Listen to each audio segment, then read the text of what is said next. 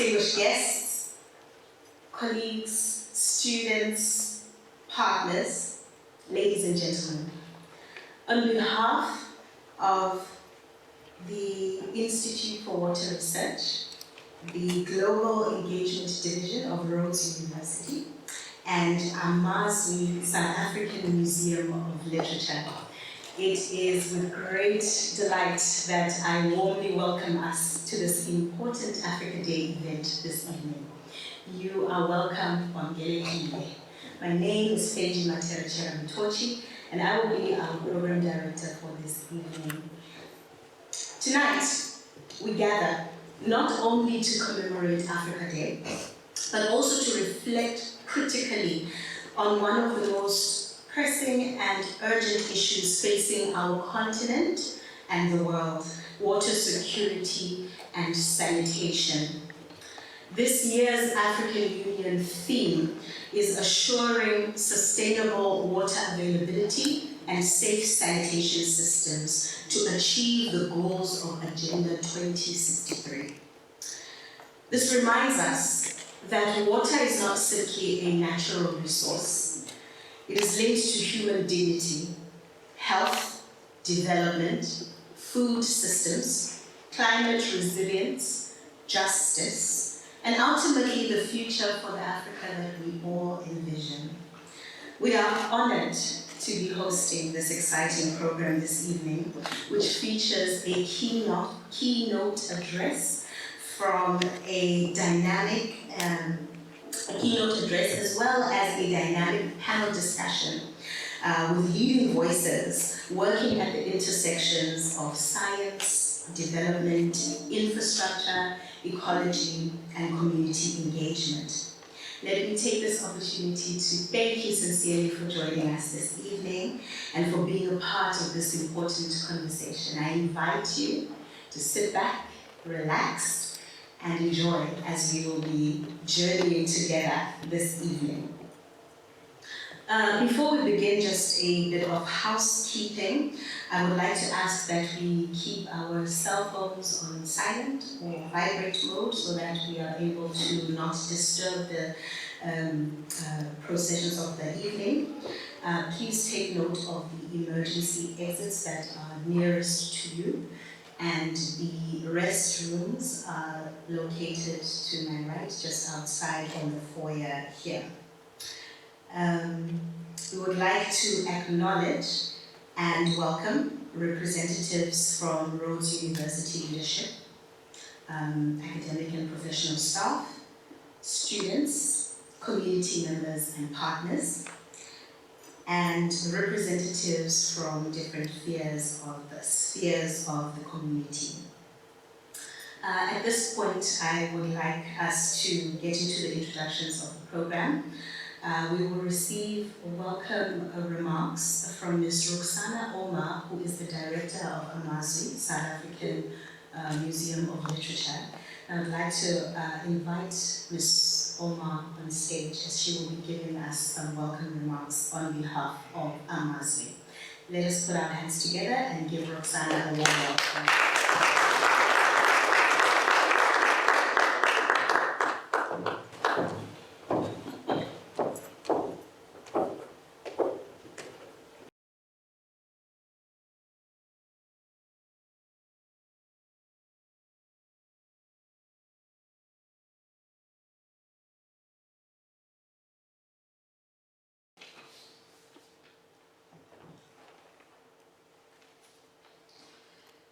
Thank you, Program Director.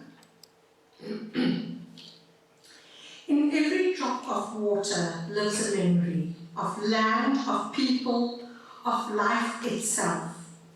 And in how we protect it, we write the story of our future. Professor Mabizela, Vice-Chancellor, Rhodes University, Orla Quinlan, Global Engagement Division, Dr. Please forgive my pronunciation, Makhanda, the Rhodes Institute for Water Research, Dr. Thomas Jeffrey, Amazwi Museum, distinguished speakers, deans, academics, scholars, researchers, students, community partners, honored guests, ladies and gentlemen, and I saw a child here, boys and girls, members of the press, all protocol duly observed. Good evening, Morweni Khoyanat. A very warm welcome to the Amazwi South African Museum of Literature. Happy Africa Day 2026.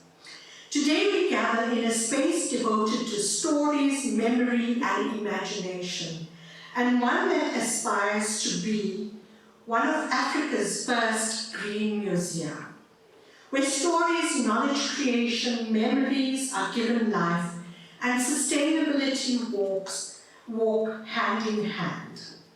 The architects of this museum created 2 external areas for water retention from the higher ground. A space where rainwater could be harvested. After the opening of this building, the staff described how these 2 clear water pools had fish, crabs, the birds returned in numbers to these pools. Everything was lush, serene, and attractive. Until one day, the sewage from the higher ground collected in the clear water, and the fish, crabs died, and the birds flew away. And all we are left with is the contaminated green and sterile water. This is a manifestation, or this manifestation is a microcosm of what is happening on a gigantic scale. As we mark Africa Day 2026, we celebrate who we are, but also reflect on what we must become. Our theme today, assuring sustainable water availability and safe sanitation to achieve the goals of Agenda 2063, calls us to think deeply, act collectively, plan and imagine boldly. Water is more than a resource. It is an archive of life. It carries histories, sustains ecosystems, and binds communities across time and space. In the spirit of Mzizi, we are reminded that Africa's rivers, its land, its seasons are not separate from us. They flow through our identities, our histories, and our destiny. The water we protect today is inseparable from the stories we will tell tomorrow. Yet across our continent, access to clean water and safe sanitation remains unequal. Thomas Sankara challenges us with urgency. I quote, "We have to make a choice, champagne for a few elite or clean drinking water for everyone." This is a call to justice, a call to dignity, a call to choose humanity. And Professor Wangari Maathai, Nobel laureate, reminds us, it's the little things citizens do that will make the difference. Together, these voices call us to bold vision and everyday action. As Amazwi Museum, we are more than a repository of books. We are a space where ideas meet responsibility. Here, research generates insights, stories humanize knowledge, and dialogue connects disciplines and communities. In becoming a green museum, we affirm that sustainability is not only environmental, it's cultural, ethical, and deeply human. Distinguished guests, Agenda 2063 invites us to imagine an Africa that is resilient, inclusive for all with equality and justice, reaffirm our universal human right to clean water and environment. But that future is being written now. In our research, in our teaching, in our shared actions. Let us commit to protecting our water systems, to ensuring access for all, and to transforming knowledge into action. Let this gathering be more than a reflection. Let it be a turning point. May the knowledge we share flow like rivers, crossing boundaries, nourishing communities, and sustaining the promise of generations to come. It is with great honor and deep purpose that I welcome all to the Amazwi South African Museum of Literature. Thank you. Nkosi kakhulu, dankie.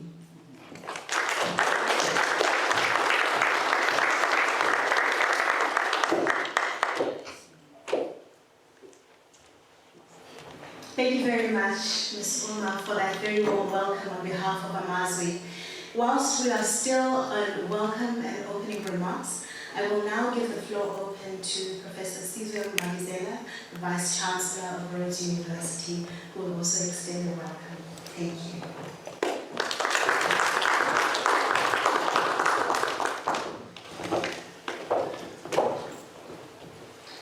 Thank you very much, Program Director. Esteemed guests, colleagues, and friends. On behalf of Rhodes University, I take great pleasure in welcoming you all to the 2026 Africa Day celebration, which is held under the theme 63 Years of Unity, Integration and Development. Let's celebrate together.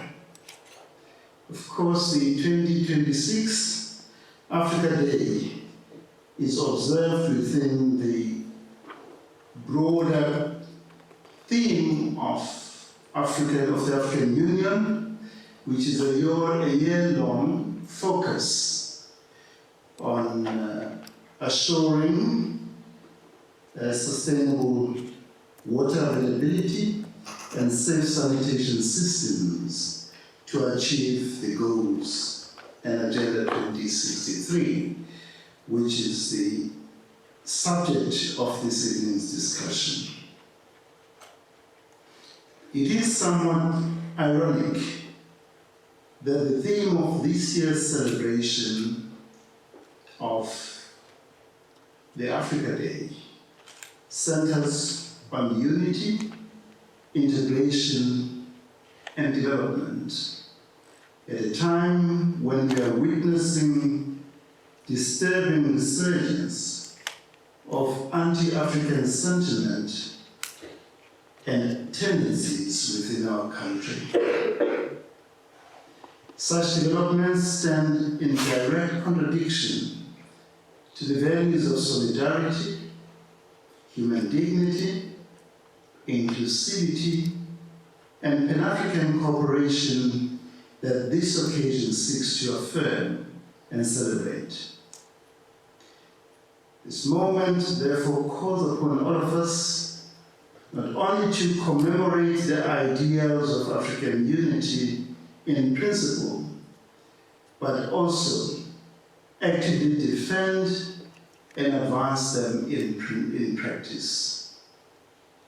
It requires a collective commitment to fostering social cohesion, mutual respect, and peaceful coexistence among all who live in our country and across the African continent.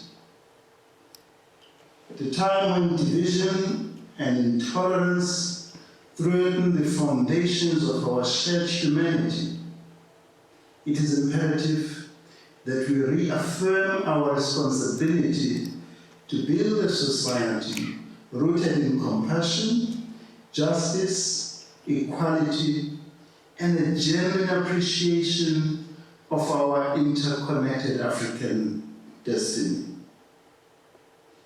It is not uncommon that during periods of economic hardship, blame is often directed towards those perceived to be outsiders, who are accused of taking jobs that belong to nationals, or placing additional pressure on already strained public resources.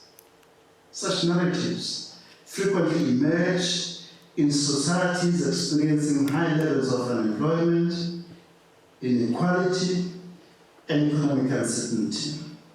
However, history has repeatedly demonstrated that scapegoating vulnerable groups neither resolves the underlying structural challenges facing a society, nor contributes to sustainable social or economic progress. On the contrary, such attitudes risk deepening division, fueling intolerance, and undermining the social cohesion necessary for national development and stability. It is therefore essential that public discourse and leadership remain grounded in the values of fairness, human dignity, and social justice. Meaningful solutions to economic challenges require inclusive policies, economic growth, skills development, and collaborative efforts that address the root causes of unemployment and poverty, rather than directing frustration towards those who are often themselves vulnerable and seeking opportunities for survival and dignity. It is deeply concerning that in the higher education sector,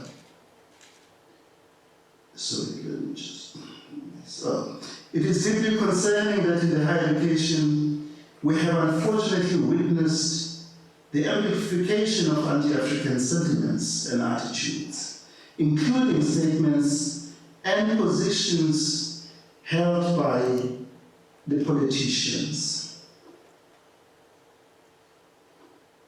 particularly those who serve on the Portfolio Committee on Higher Education and Training. Such developments are deeply worrying, particularly within a democratic society founded upon constitutional values of human dignity, equality, non-racialism, inclusivity, and respect for human rights.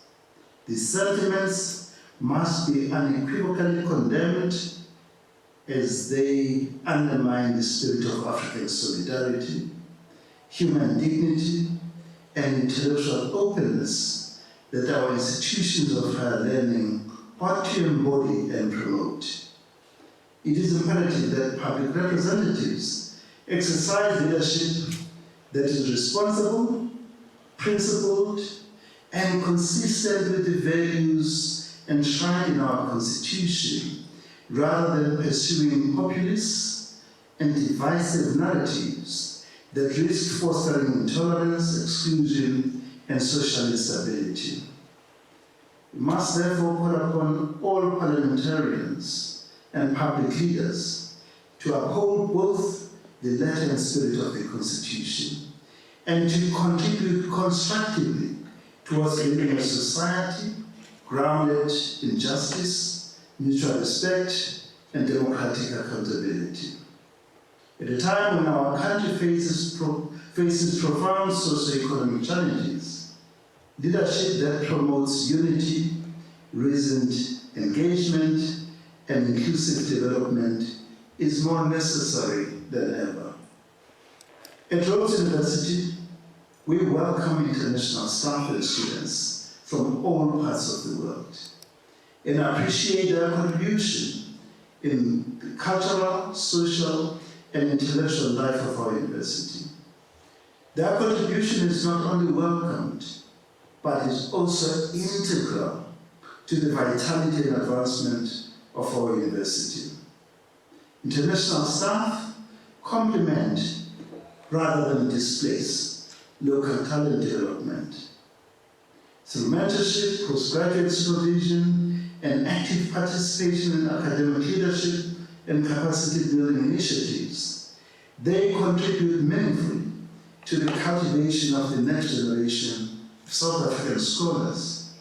In this regard, they should be understood not as competitors, but as partners in a shared endeavor to build a more robust, inclusive, and globally connected higher education system that is responsive to both national imperatives and international opportunities.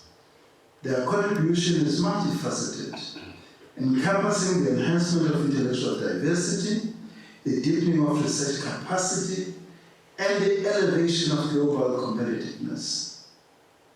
By bringing diverse academic traditions, theoretical perspectives, and methodological approaches, they facilitate the cross-pollination of ideas that enrich teaching and learning environments.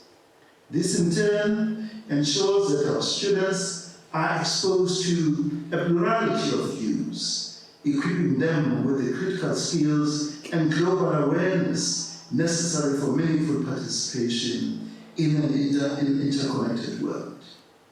In the research domain, international scholars often contribute specialized expertise, establish scholarly networks, and collaborative opportunities that advance innovation and significantly enhance the visibility and impact of South African scholarship.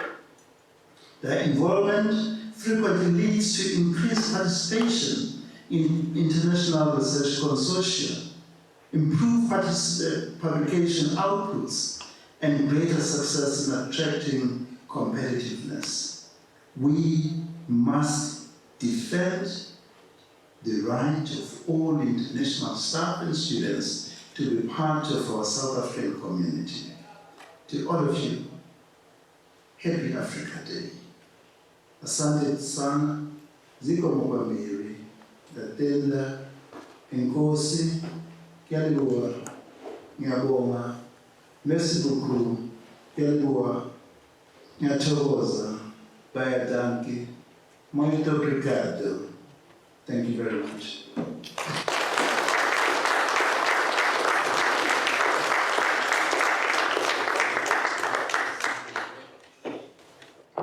Would like to thank our Vice-Chancellor for those thoughtful and inspiring welcome and opening remarks. At this point in our program, ladies and gentlemen, we will now hand over to the Director of the Institute for Water Research, Professor Nelson Odume, who will be leading us in introducing the theme for this evening, as well as our keynote speaker and our panelists. Let us put our hands together for Prof. Odume.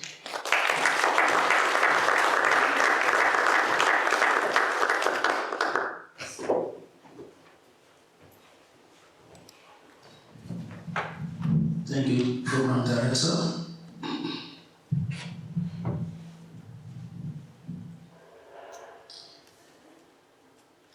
So this year we really are celebrating African Day, and we've been tasked to reflect on water availability, sanitation, and related issues, and how this fostered development on the continent. But I want to build on what our Vice-Chancellor just said by bringing a different perspective to that. So when we reflect on water, and especially on fresh water which sustains life, do you know that on the continent we have more than 60 transboundary rivers?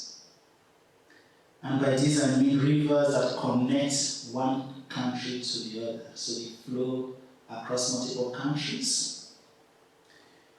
And this constitutes 62%, covers 62% of the land mass of the continent. So, and what is it that I want to bring? What perspective I want to bring? But the fact that these rivers flow through major countries from one country to another, it means that rivers by their very nature want us to work together. It means that rivers by their very nature want us to imbibe the value and principles of solidarity, because transbounding rivers by their very nature cannot be managed in isolation. So it is only by working together that we can really assure sustainable water resource access.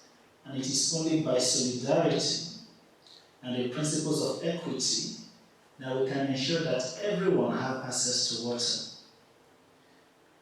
And we have been taught a lesson here by the various transboundary rivers that trickle and flows throughout the breadth and length of our continent.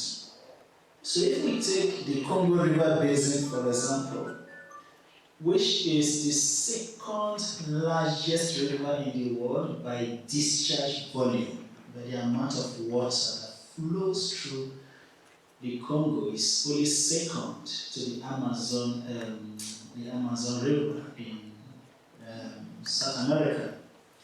This river traverses the Democratic Republic of Congo, Central African Republic, Angola, Republic of the Congo, Tanzania, Cameroon, Zambia, Burundi, Rwanda. And if we come home to where we are seated here in South Africa, we have the Orange River, which starts in the highlands of Lesotho, and then from there it begins to transverse through South Africa, Namibia, before it discharges into the Atlantic Ocean. So if we want to manage any of these rivers sustainably, there is no way we can isolate ourselves. We have to work together. We have to be in solidarity.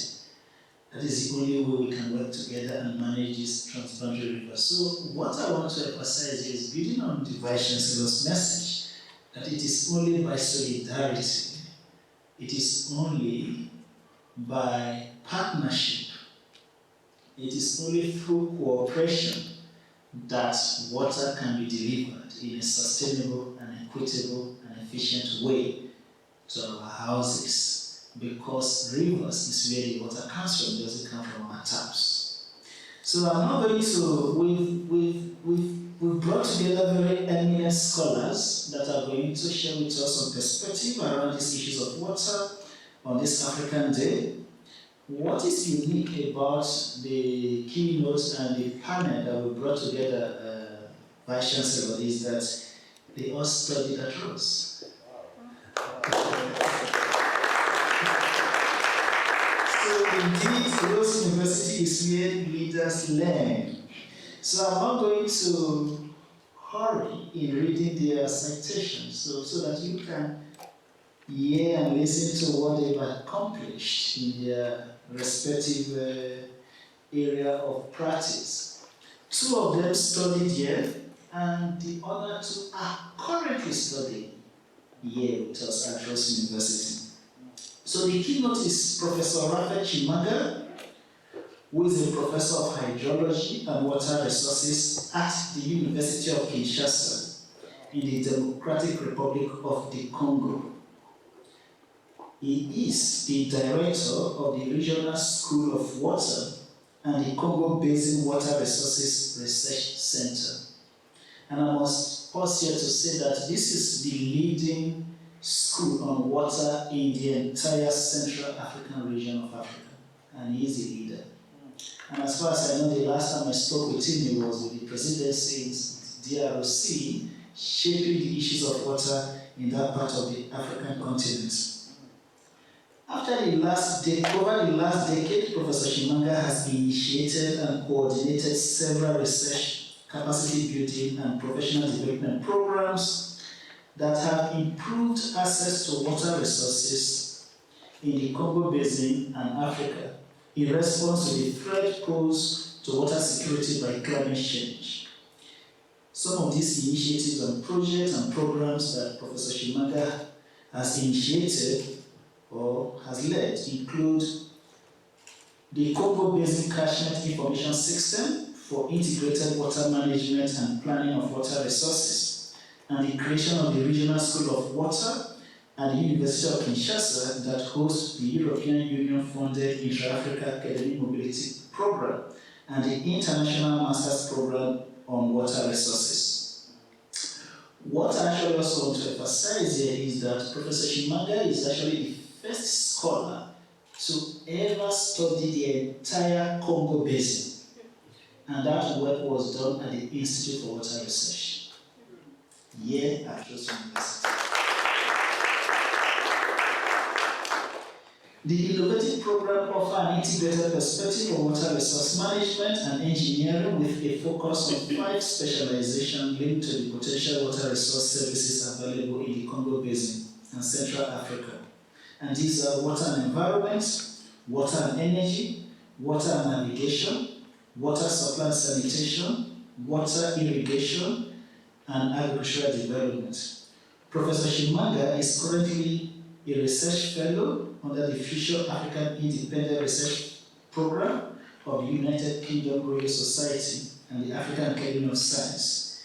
He is an author he has authored or co-authored more than 100 publications, including peer-reviewed articles, books, book chapters, and in 2022, he was recipient of the Rhodes University Distinguished Alumni Award. So his impact has also been well noted. So, Program Director, is it my pleasure now to ask Professor Tshimanga to give us a keynote, and then thereafter we have the pleasure to invite and introduce the other panel members. Thank you.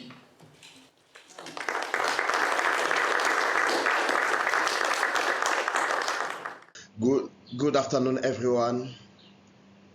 It's a great pleasure for me to address the audience this afternoon on this topic about water resources in Africa facing global challenges, the need for collaborative actions. So the content of my presentation is structured around this point: water resources in Africa, the challenge of managing water resources in Africa, training, capacity building need, and some initiatives across Africa. And I will actually also provide a specific case of the Congo Basin. And this map provides the major river basins of Africa, where we do have the basins such as the Congo, which is the second largest river basin in the world after the Amazon. We do have the Zambezi, Okavango, Limpopo, Orange, Nile, Niger, Senegal Basin, and so on. But you also have some large lakes, such as Lake Victoria, Lake Tanganyika, and Lake Chad, which are among the 10 largest freshwater lakes on Earth. So we do have the Africa hosts major wetland and floodplain. When you go to places, basins such as Congo, Chad, Niger, Okavango, and so on, we find that we do have very large wetland and floodplain.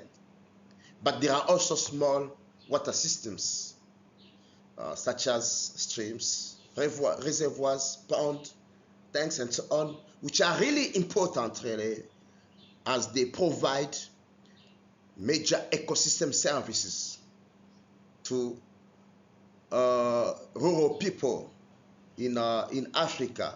As we know, about 70% of African population live in rural areas, and these small water systems support their livelihood.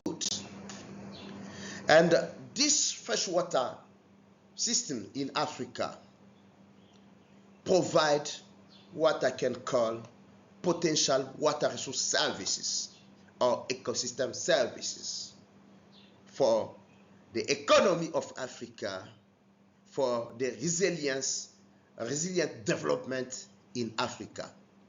We do have water for people, water for energy. We take, for instance, the case for the Congo Basin that holds more than 100,000 megawatts of potential hydropower, from which we can actually supply electricity, develop and supply electricity to a major part of Africa.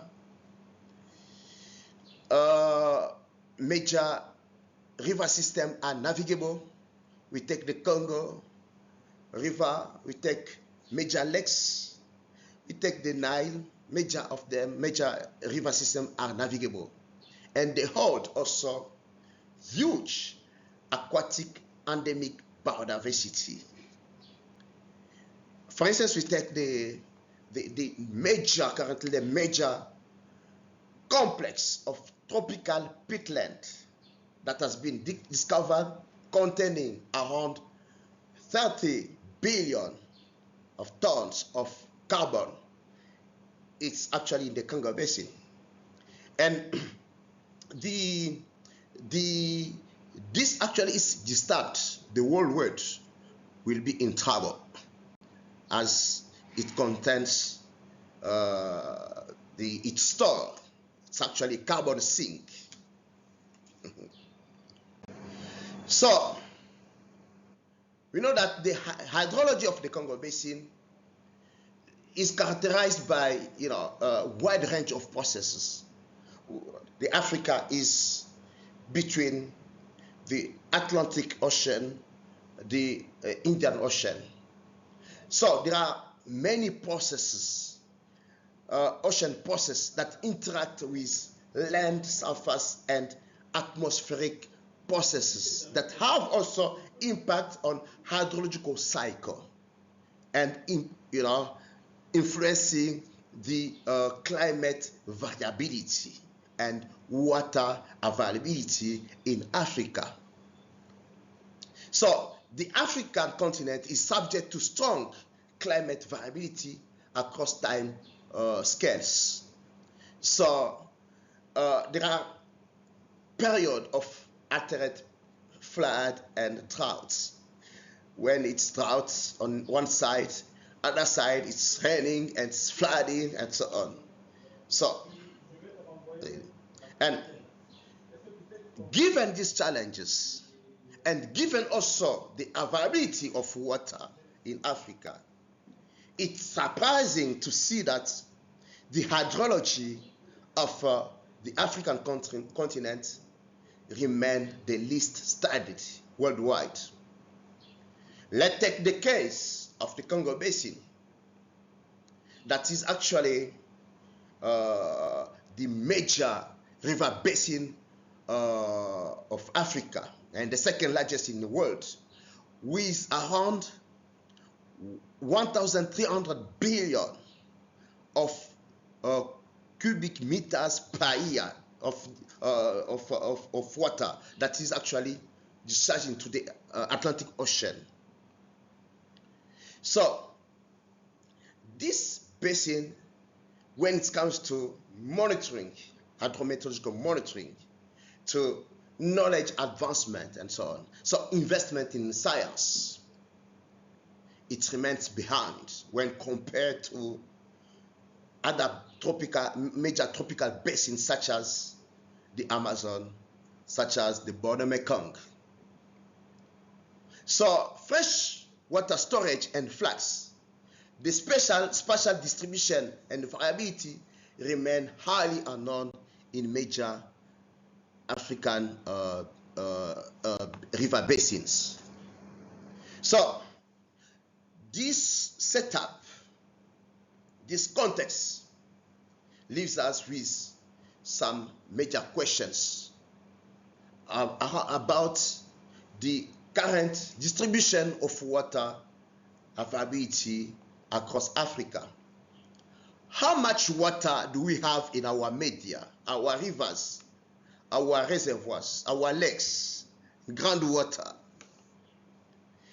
So we stand from the point where we say it's difficult to manage what we do not know. Managing water resources means we have information, we have data. And in these conditions, it's difficult to manage water resources of Africa. What is the spatial-temporal dynamics of water, of fresh water across Africa? And how does it interact with climate variability and anthropogenic pressure? So there's this report. There are many of them that have been actually updating them, but this report that is focusing state of climate in Africa, that is focusing on major challenges that are facing the African water resources. So it stated that wide range of processes that are under the influence of complex atmospheric, land and ocean interactions are happening in Africa, across Africa. Average rainfall in Africa is about 670 millimeters per year, but this is just average. Yes, we can find some places, located places, where we do have rainfall of more than 3,000 millimeters per year, but also we have places where there's nothing, less than 100 millimeters per year. So, extremely low runoff in relation to precipitation. So, the capacity of translating precipitation in runoff is actually little.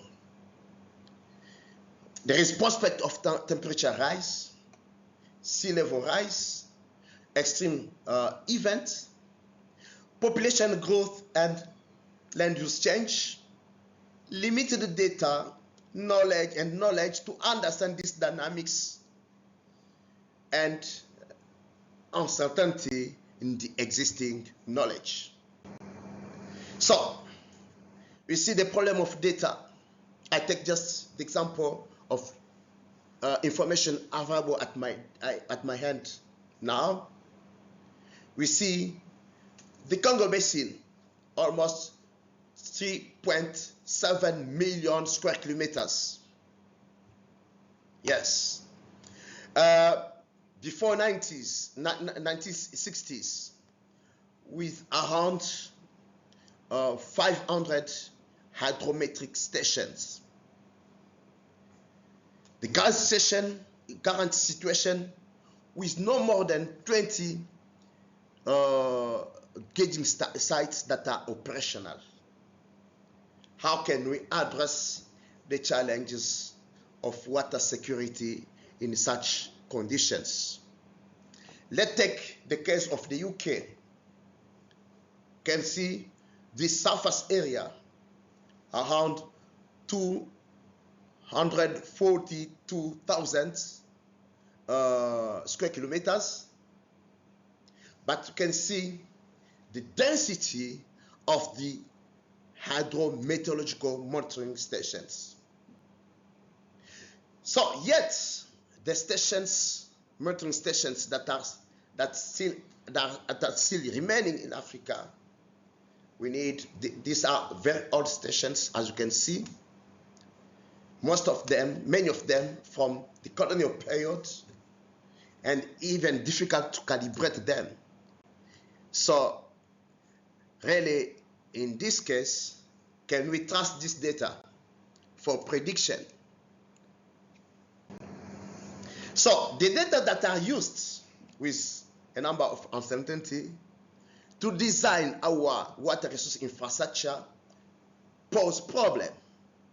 so that there is deficiency in the design of infrastructure, so leading to disasters, as you can see from this picture. Deforestation,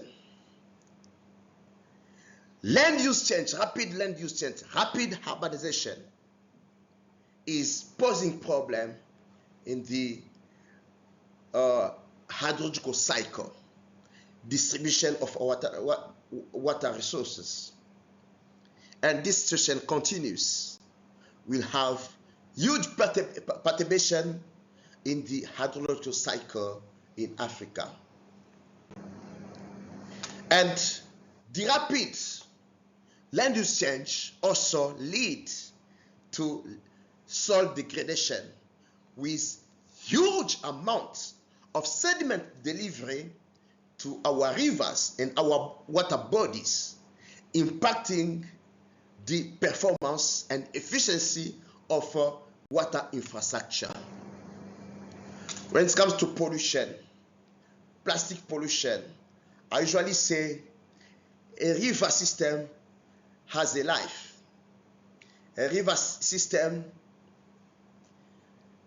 growth and the river system dies also. And in this condition, we are now losing our river systems through plastic pollution, uncontrolled domestic pollution. Mining pollution is really huge. From this figure, as you can see, almost on my right, what the color, red color, is actually a river that remained in this condition for about a month due to release of residues from mining activities upstream in Angola. And the river remained polluted for the whole month. So the records biodiversity loss and also many people using this water body, this river system were affected. So the challenges are about droughts, they are about floods. The challenges are about access to water resource services. The challenges are about the transboundary water resource management, with the issues of interbasin water transfer, with the issue of migration. What could be the good model, for instance, instead of setting up huge infrastructure, transferring water to other countries with high loss, and so on? Could we think, for instance, of engaging into virtual water transfer? These are the questions we need really to think. I'm a scientist, I'm just thinking. The challenges are about climate change, the future conditions, what will happen in the future. As from this map, we can see that the mapping of climate change in Africa will lead us to more intense event of floods and more intense drought events. So we need to anticipate this. So I can summarize these challenges in terms of resource issue and demand issues. From resource point of view, we mention transboundary water basins and potential conflicts, high spatial and temporal variability of rainfall, growing water scarcity, inadequate institutional and financing arrangements, inadequate data and human capacity. At least we are, as as you know, for us, we are focusing on this really. And inadequate development of water resources, depletion of water resources through human actions. And from demand side, we mention lack of access to safe and adequate water supply and sanitation services, lack of water for food, energy security, but also for ecosystem. We are not talking about the nexus: water, energy, ecosystem, food security. Inefficiency and wastage in water use and threat to environmental sustainability. So, the population of Africa is rapidly growing. By 2050, according to the projections that were made in 2019, the population is expected to double, which means that the rapidly growing African economies, there will be increasing demand for fresh water supply to sustain population growth, the need for agriculture, for industrial development, and also other sectors that are using water resources. So, environmental alterations such as land use practices,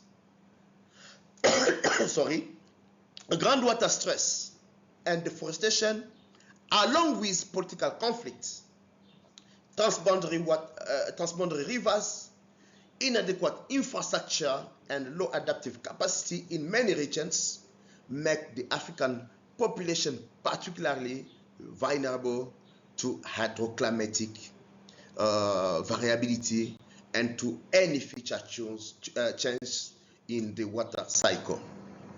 And here we say a better understanding of hydrological processes across the continent, therefore, becomes fundamental for addressing these current challenges, for reducing uncertainty in future evolutions of water availability, and for developing mitigation strategies.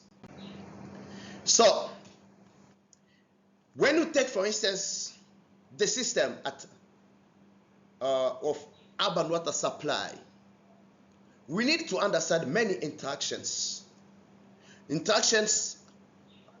of water availability with pollution, management of pressure, meeting the demand of water, managing the leakages, the managing wastes, drainage, and so on. So there are so many to be done when it comes to water resource management at different scales. We take, for instance, the scale of urban water supply. We take catchment scale. We take the groundwater scale, at the aquifer scale, and so on. So there are so many to be done in this context.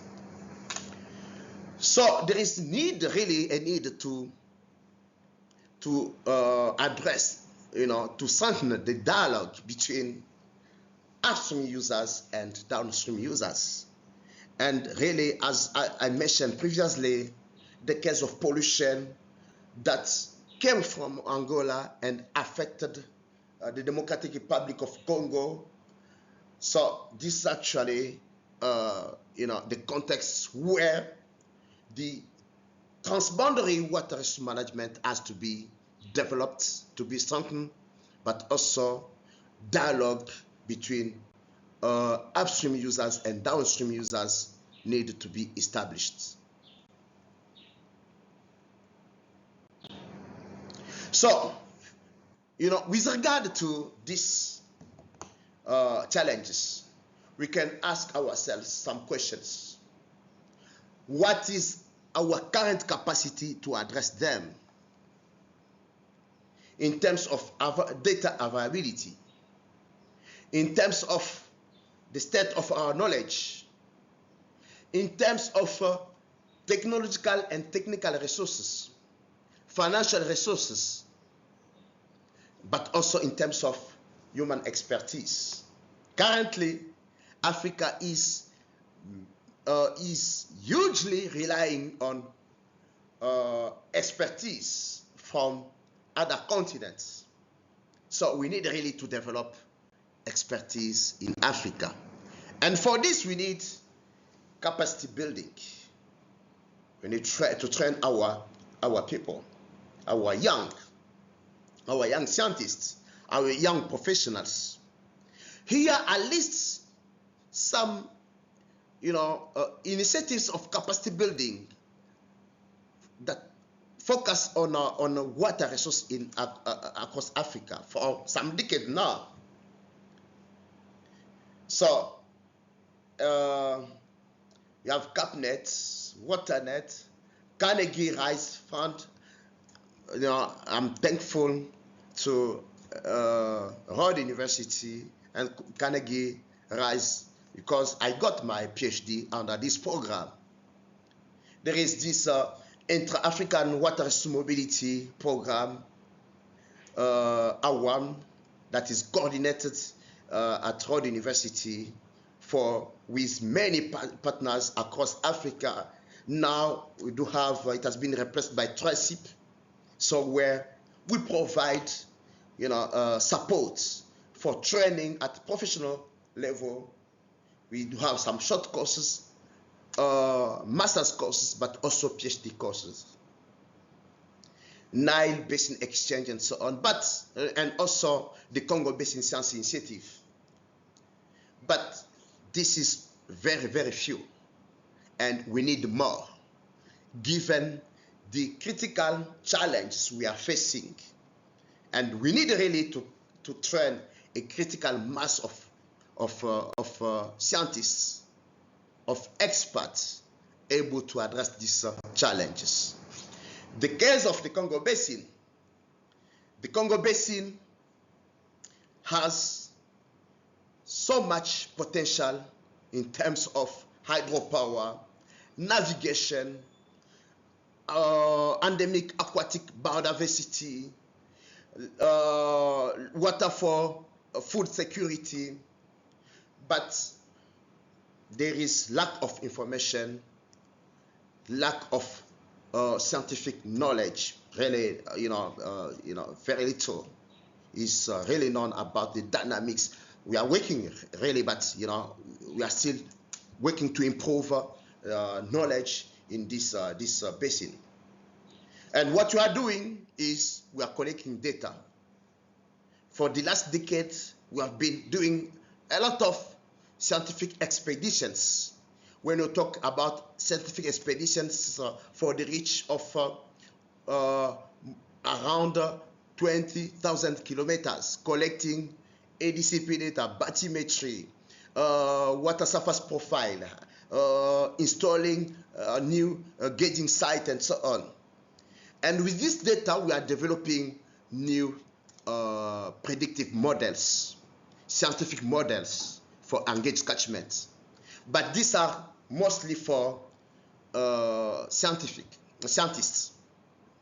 So then we developed also an information system for expert, professional decision makers around some thematics such as climate, hydrology, water use, water risks, physiographic characteristics, and so on, that is accessible to a wide range of stakeholders.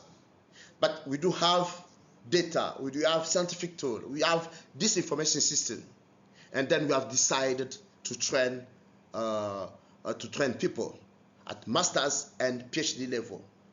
And this is where we have been able to put up a proposal and create the Regional School of Water that is currently based at the University of Kinshasa, where we do have specializations such as water and energy, water and environment, water and navigation, water supply and sanitation, water irrigation and agriculture development, and water governance.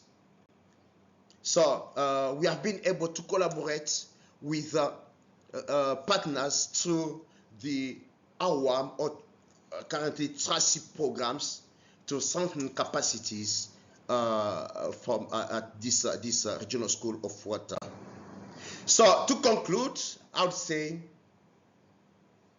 some African solutions to water resource management challenges include infrastructure development, renewable energy such as solar pumping, wastewater reuse, and integrated water resource management. Education, awareness, and access to information are essential to promote hygiene, sustainable practices.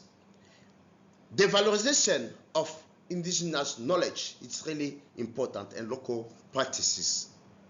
Africa must also invest in resilient infrastructure, ecosystem restoration, hydrological information system, and regional cooperation to address climate change and ensure sustainable development in Africa. Thank you very much for listening.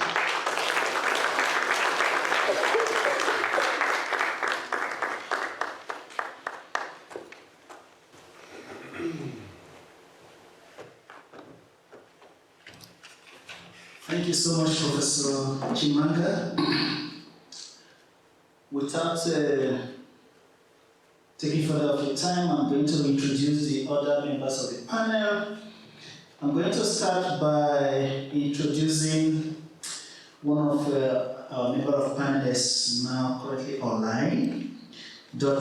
Boluwaji Onabolu. Like I said, they are all, they all studied here, and some of them are studying here, so quite proud of that. Dr. Onabolu holds a PhD in water resource science from Rhodes University and a master's in public health from the University of Ibadan and a postgraduate diploma in epidemiology from the London School of Tropical Medicine and Hygiene. She has fulfilled high-impact role with UNICEF, both at local and international levels, and she has also worked extensively as a private sector practitioner in Nigeria and also in Asia. Dr. Bolu Onabolu served as the president of the Network of Female Professionals in WASH. So WASH is water, sanitation and hygiene, and is the current president of the Regional Consultative Council on Integrated Water Resource Management of the Economic Community of West African States, ECOWAS. She has also served as a professor of practice at the University of Johannesburg, and in 2024 she was recognized as the Environmental Practitioner of the Year by the Environmental Health Council of Nigeria. So, Dr. Bolu, we have the pleasure of welcoming you online. Oh, you are there. Good. Excellent. Thank you. All right.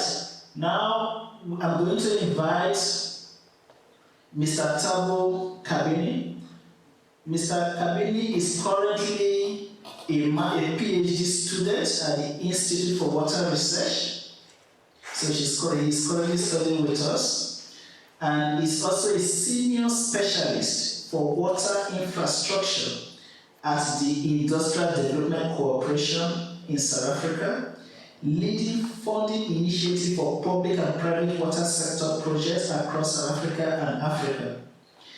He is an experienced engineer, scientist, and development finance professional with over 2 decades of expertise in water infrastructure development, operation, and financing.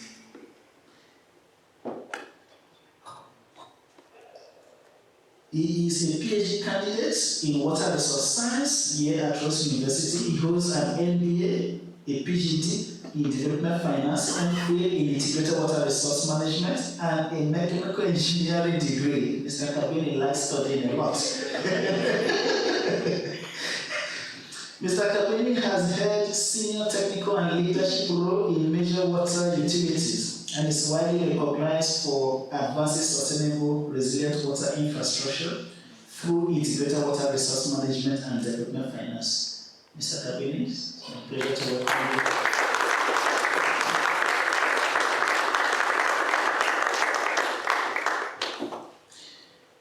Our last panelist,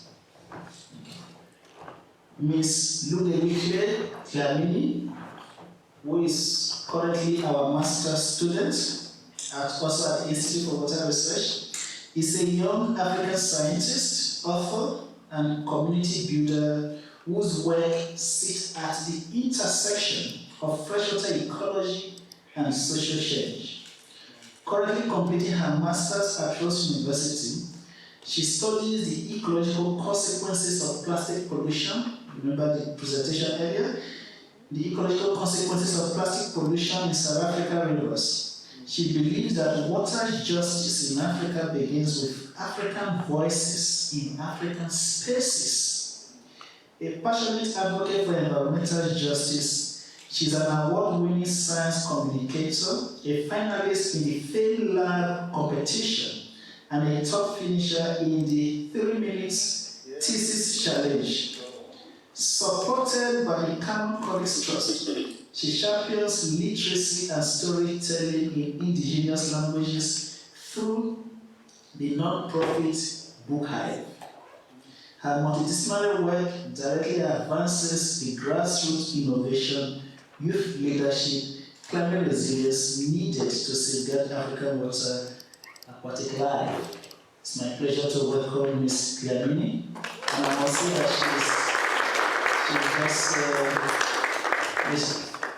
she's just it's difficult to really describe who she is. She's an amazing student, I must say. Thank you. All right, I will now hand over to Program Director. Thank you.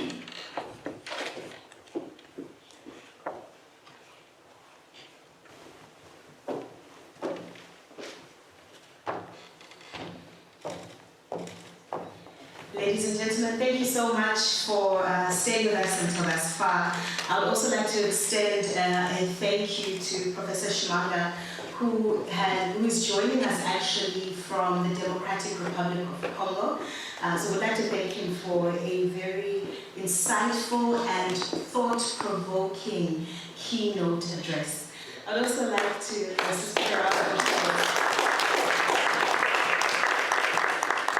I would also like to thank our panelists for honoring our invitation to come for our discussion this evening. And I look forward to a very interesting conversation. Just to give a roadmap for how we are going to proceed, I will be moderating the panel discussion, and this will then lead into a question and answer segment where we will have an opportunity to engage with the audience, and you will be able to actually address your questions to any one of the panelists who will be with us. Prof. Orla is going to be joining us remotely. She is in Johannesburg, South Africa today. And so we will also be directing our questions to her, but virtually. So let us, I think we will begin. I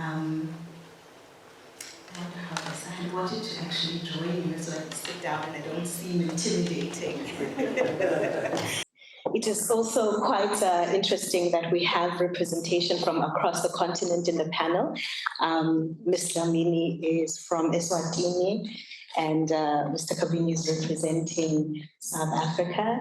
I myself am representing Malawi. Prof. Onabolu Online is representing Nigeria, and Prof. Tshimanga is representing the Democratic Republic of Congo.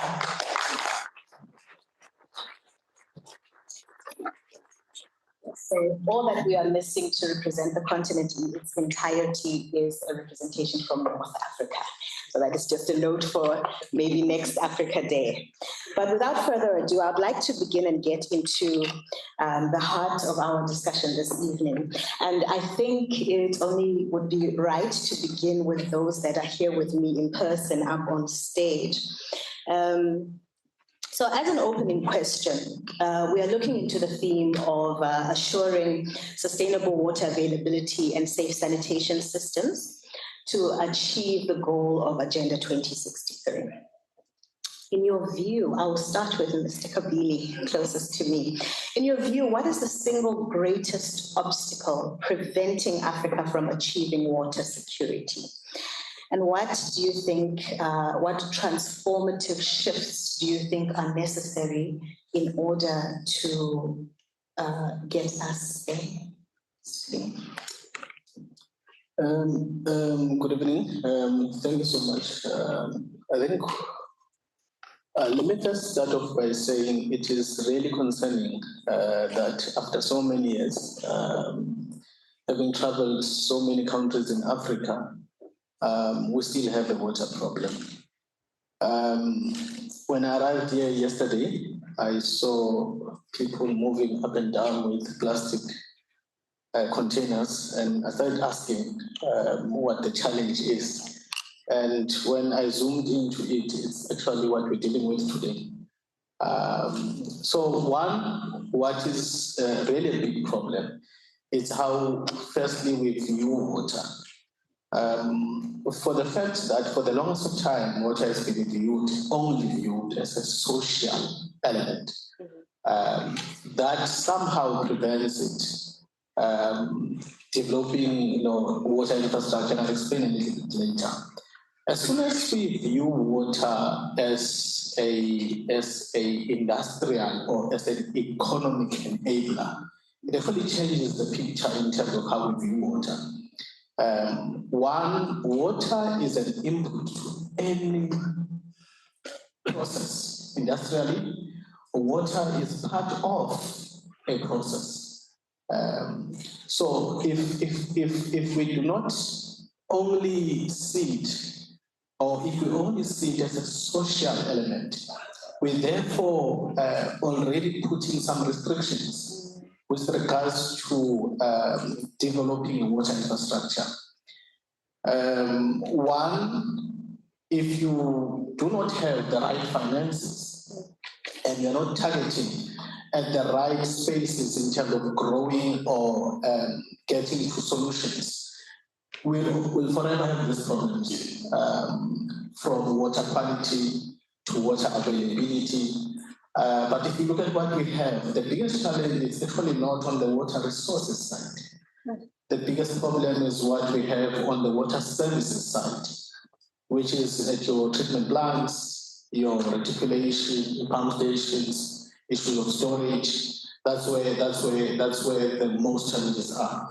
But for Africa, what we really want to do, or what we need to get to, is to realize the value that water has as an asset, and therefore would then deal with quite a number of challenges.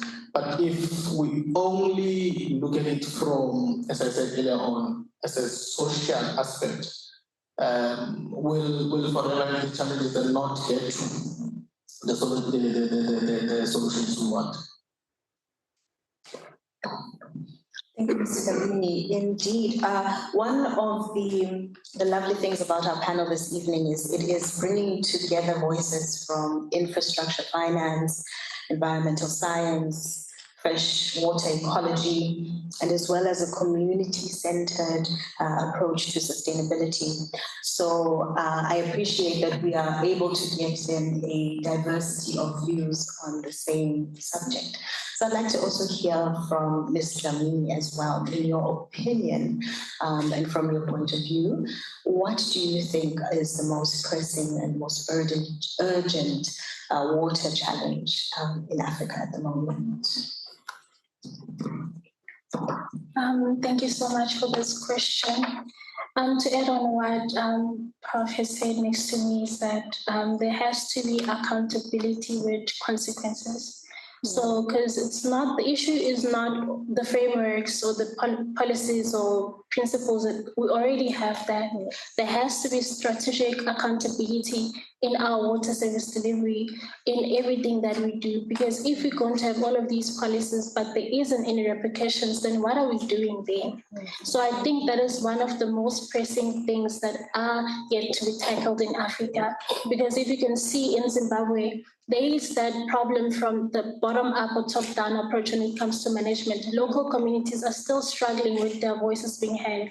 And that same applies to here in Eastern Cape, where we're currently living, is that we need to have a strategic framework that will allow these local people to let their voices be heard.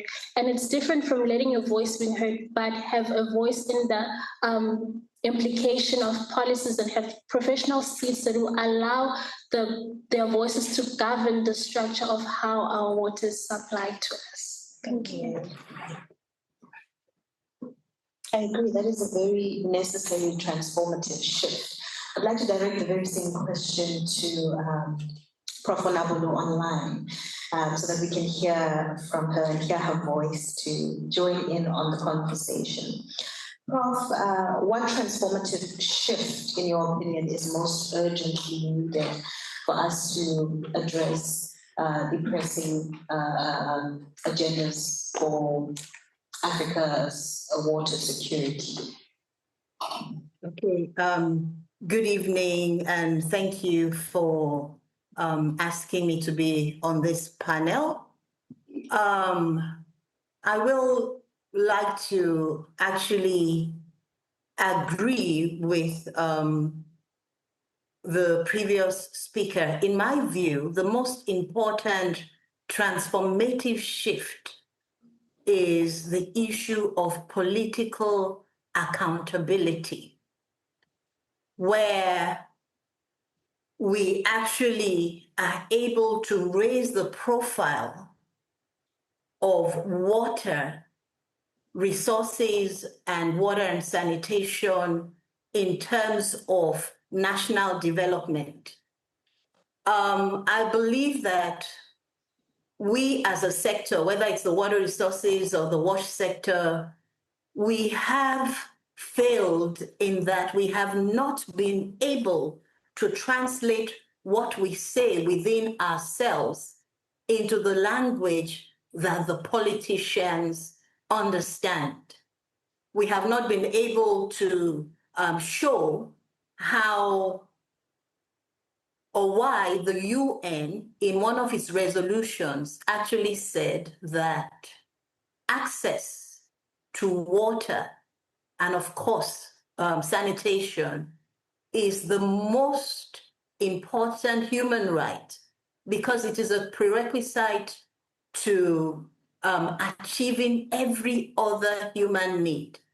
So we in the sector, we understand the relationship, the nexus, water for energy, water for economy, water, as my colleague there said, as a socio-economic enabler. But have we been able to translate that, into political speak, into the job creation, into addressing youth unemployment? So that's the transformative shift that I believe we need. Fostering political accountability. Thank you, Prof. While we are still with you, I would like to ask a follow-up question. Your work emphasizes inclusivity and gender transformation in WASH. How do gender inequalities shape access to water and sanitation systems? And why should this be viewed as a governance issue rather than merely a social issue? Okay, thank you very much for that.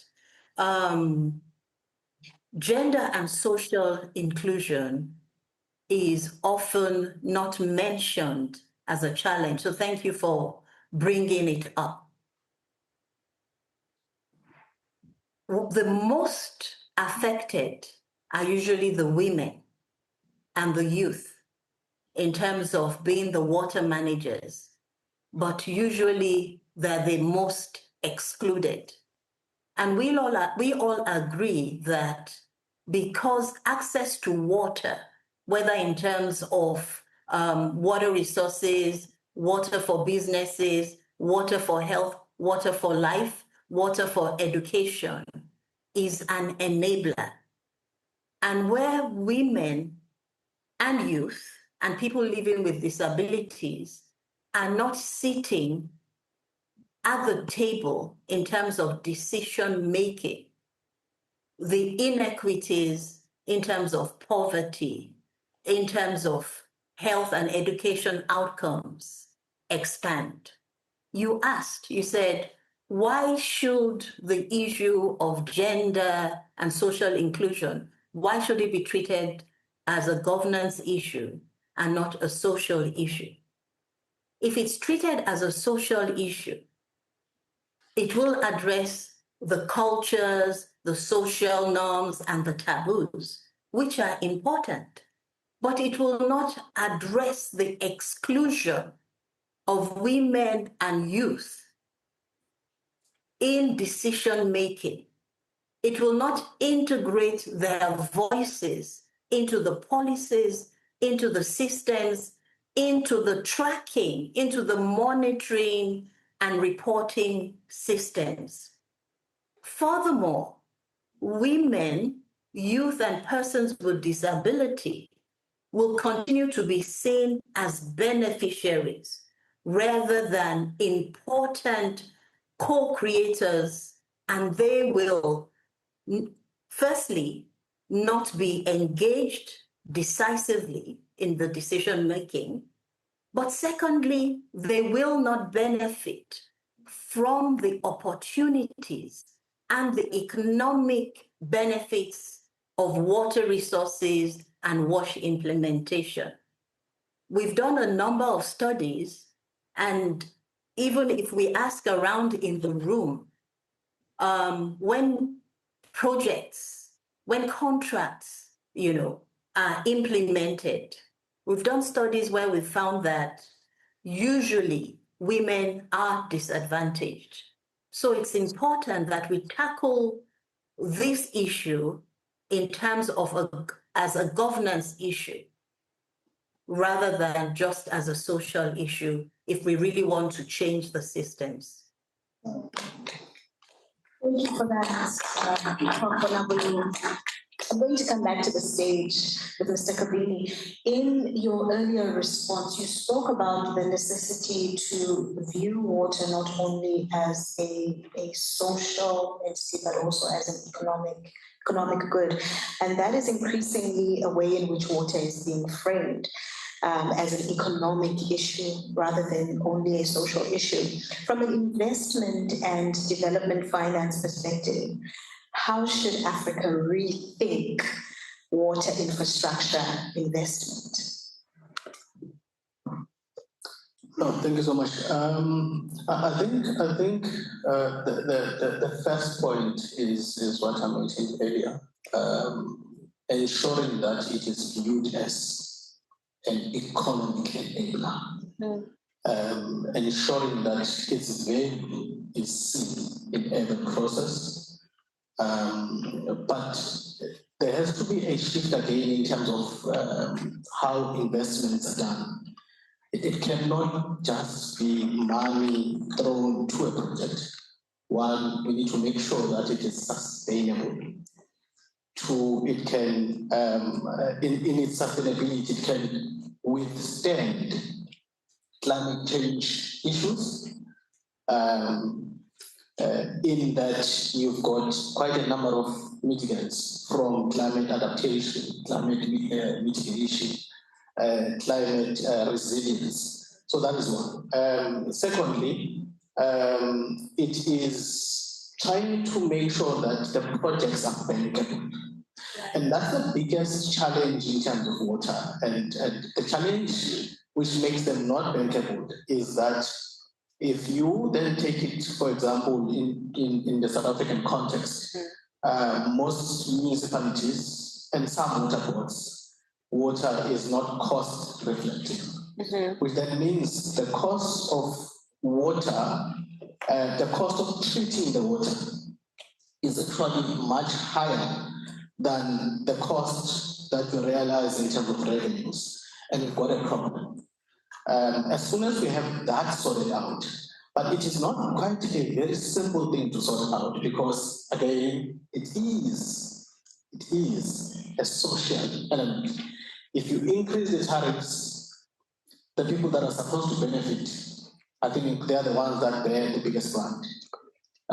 If you don't, the projects become not bankable. And now this is where other institutions come in to try and close that gap. That could be in a form of grants. It closes the gap to an extent. It could be in a form of ring-fencing what you have, because most of the revenues actually leak through corruption. So if you then ring-fence that, you are then moving towards better ways of investing in water. But again, you need to have, as Prof said, one of the biggest challenges is the issue of skills. Correct. You need to have the right people in the right places, one, to package these projects. Most projects fail because of poor packaging. You do not have engineers and scientists that can look at it. But again, the AG recently said, in a South African context, most municipalities cannot even produce their own financial statements. How then do you package a project if you don't know the numbers behind it? So these are some of the challenges, but from an investment point of view, there's quite a lot of things that are done. One, in terms of blended finance, which then assists you in dropping the costs of these projects. This could be lending money or getting money from cheaper sources, blending it with the money you have. It then becomes a little bit more affordable for you to implement. Project finance is one of them, where the whole project is actually premised around the revenues of the project itself. It is a new entity following what is termed a special purpose vehicle. So these are all initiatives that better make water infrastructure investment to be much more bankable. Because without the bankability, it becomes an issue. You cannot finance it at all. So you are actually stuck between increasing revenues or increasing tariffs, which is actually not a solution. Because as is, in most municipalities, people cannot afford to pay the tariffs. Or the only option available is to make money available from other sources. And in that way, that is how we can actually bank these projects. And these are just a few examples of making water investment to be much more bankable.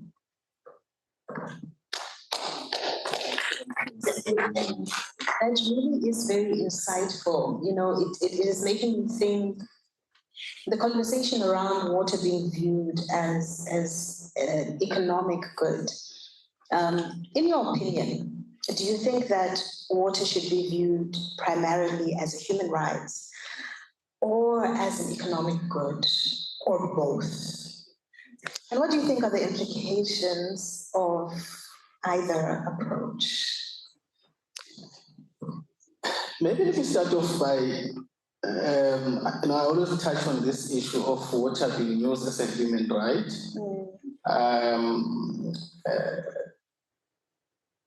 I want to bring it to where we are. Okay. It is actually not viewed as a human right. The correct way of putting it in terms of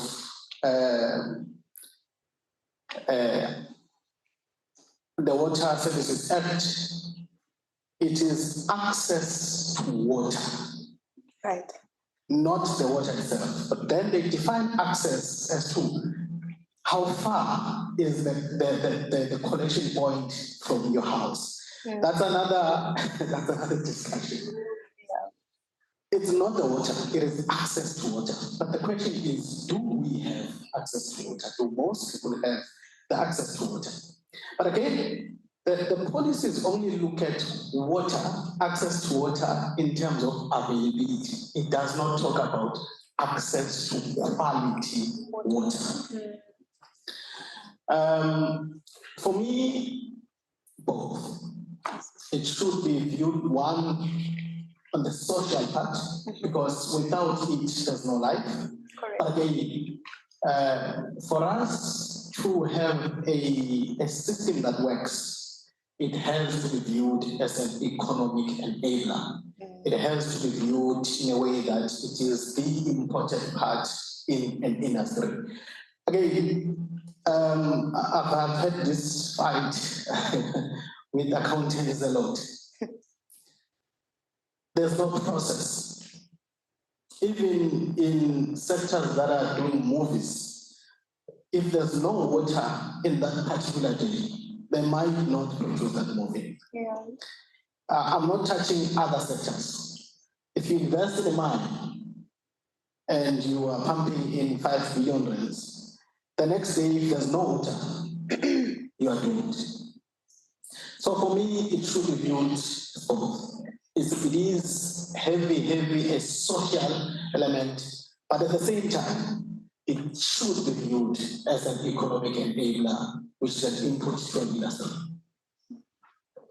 That one is a very layered conversation. We could go on for a long time.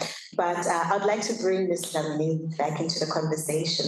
As a young African scholar, how do you think the youth voices are currently being included or excluded from water governance and sustainability conversations across the continent? Thank you so much for that question.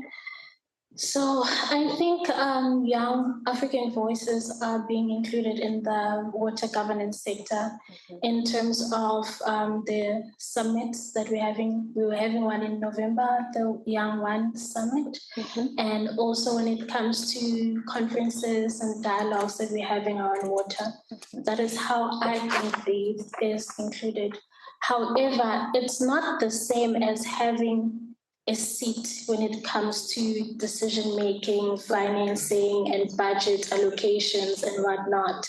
So in other instances, it may feel as if the youth are there for branding or they're part of the room, but they do not make change on what is actually happening in the room.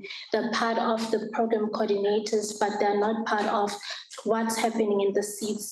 And that, I think, it lies on the mechanical institutional superiority gatekeeping mechanism, because it's very difficult to ask someone to sponsor youth.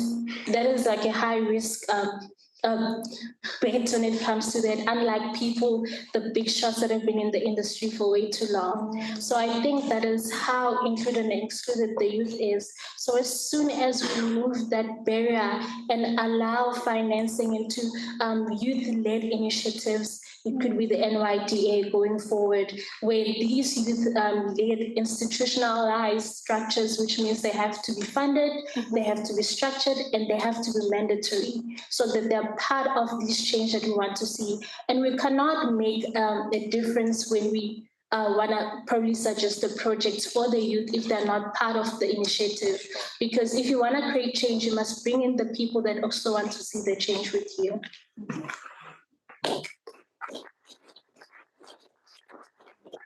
I believe that answer definitely deserves a round of applause. So in essence, you're saying it's one thing to have a seat at the table, but if you do not have the agency to have conversations at that table, it's a different conversation. From your experience here at Rhodes University and within the local communities and the community work that you do across the country, what are some of the most urgent water realities facing young people in the Eastern Cape and across the continent today? Because I know some of your work is based in Eswatini. Thank you so much about this question. In my head, I'm like, what I'm about to say will basically cause indictment, but I don't want it to go there. So from my experience being part of Rhodes University or a scholar here, when it comes to water issues, it has been very much difficult. Because I remember in August 2024, classes had to stop because we didn't have water. And it's quite questioning. I remember now we don't have water, how are we supposed to run the laboratory analysis when there's no water, we need water. And with that, I remember there was also initiative that was run by the SRC, which is not in my name, where they were questioning when it comes to the National Human Rights initiative, that because there's no water, our basic human need, it is very much affected. And it's quite sad to say that we have been limited to 50 liters per water per day, but the United Nations, it says we have to have 50 liters to 100 liters per person per day.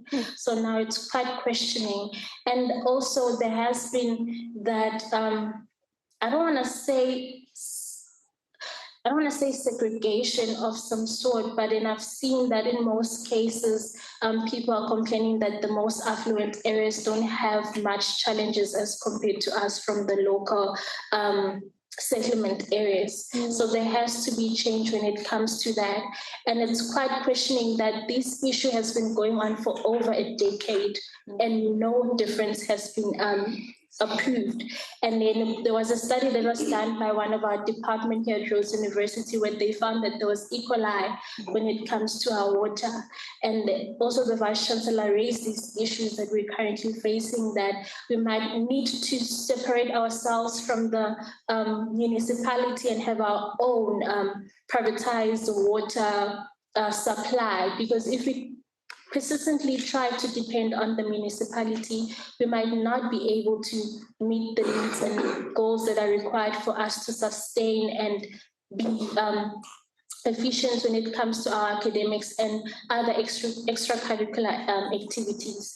And to also open it up to a broader scale, I found it alarming when the green drop and blue drop report came out, that out of the 15 wastewater municipalities that are operating, only 3 are running efficiently. So it questions what exactly is happening with the others, and approximately 37% of these problems that we are facing in when it comes to the wastewater infrastructure are problematic. So now when that report came out, it questioned, then what with this problem, then what do we do?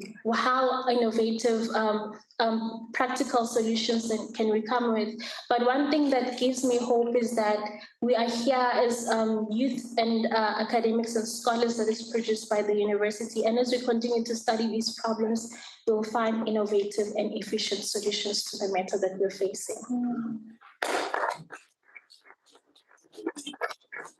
I appreciate that you did not just leave it at gloom and doom, but with an optimistic view of opportunity for what we can achieve. Prof. Onabodo, are you still with us online? I would like to direct another question to you. In your work, you have worked across West, East, and Southern Africa in water, sanitation and hygiene, and integrated water resources management.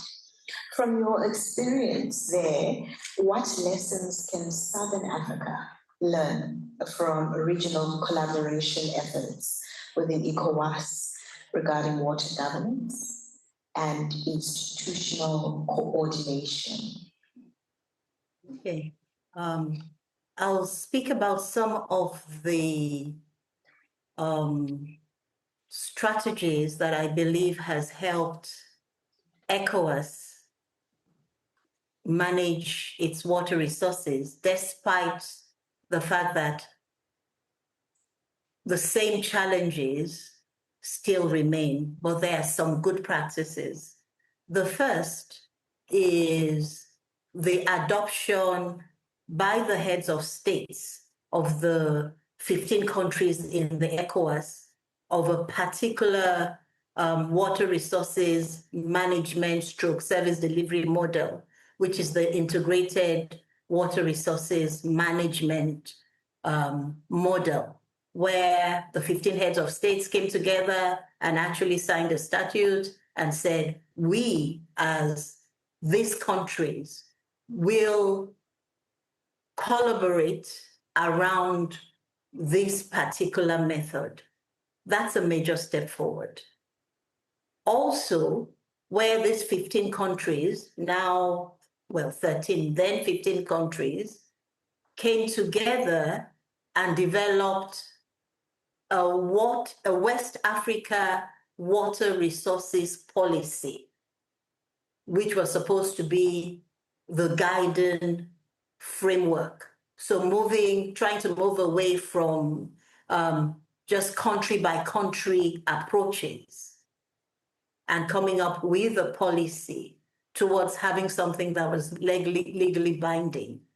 The third approach that I think it's a good practice that the SADC countries might want to also learn from is the institutional architecture, where after accepting that we would go with integrated water resources management as the model, a framework for coordination, for monitoring, and for implementation was set up. And this framework consists of 4 or 5 multi-stakeholder bodies. The first is called the Ministers' Monitoring Committee, made up of the ministers of the water resources ministries, you would call it departments in South Africa, in those 15 countries.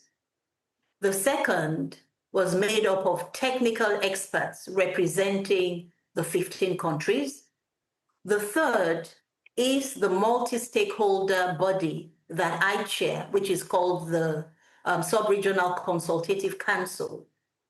It's good practice because it brings civil society, including women and youth voices, to the table with river basin authorities, with water resources, government departments. And the last one is the executive arm. Some people here might have heard of that, is the Water Resources Management Center. And in addition to all of that, the ECOWAS has a gender policy, which is supposed to guide all the 15 countries. Nevertheless, the challenges still remain. However, the fact that the heads of state have signed on this major service delivery models is a major step forward that I think the SADC might learn from as well. Thank you very much, Prof. I think there's definitely a number of lessons to be learned there that the SADC region can adopt. Ladies and gentlemen, we would like to now shift to the question and answer segment of our discussion and bring you in on the conversation that we are having. So just to run through some house rules for how we would like to proceed. Should you have a question or comment for any one of the panelists, those here in person and those online, may you direct your comment or question specifically to who in the panel would like to address that question. And then just a note to keep it as concise as possible, and a reminder that let us remain respectful of one another as we proceed. So I will hand over to the audience. I would just request some assistance, maybe that we could use this as a roaming mic to hand over wherever there is a hand. You just raise your hand if you have a question or a comment, but really would like to hand over to you, ladies and gentlemen. Thank you so much.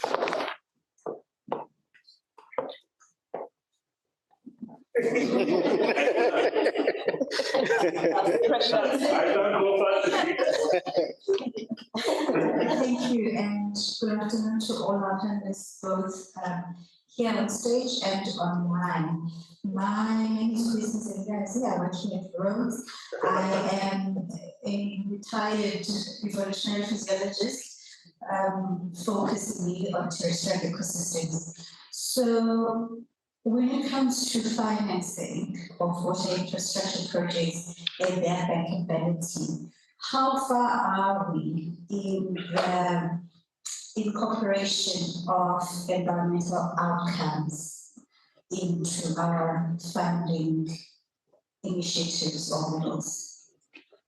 Because I heard a lot about people and the environment, so people and people and people and people and industry, but nothing about the environment.